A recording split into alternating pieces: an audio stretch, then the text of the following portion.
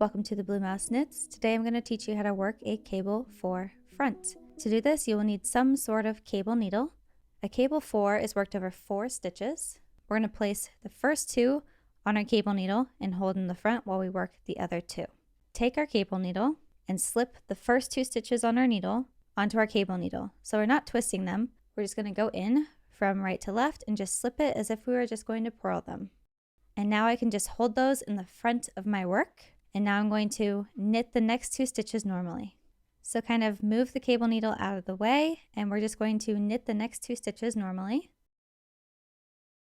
It can feel a little bit clunky at first, but just knit 1 and make sure you pull tight enough that there's not a huge gap behind. So now it's time to work the 2 from our cable needle. If your cable needle is about the same size as your actual needle, you can knit off the cable needle as if it was your left-hand needle.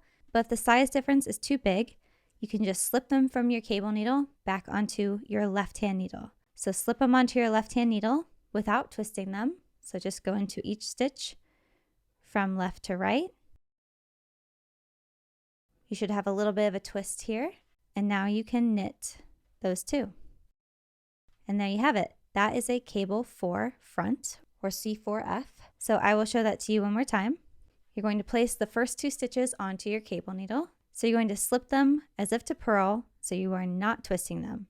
So just go into those 2 stitches from right to left as if you were purling them, and just slip them to your cable needle.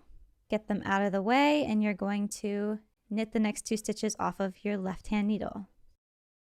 And then once you have knit those 2, it's time to knit the ones from your cable needle. So I'm going to slip them back without twisting them to my left-hand needle, and now I can knit those 2.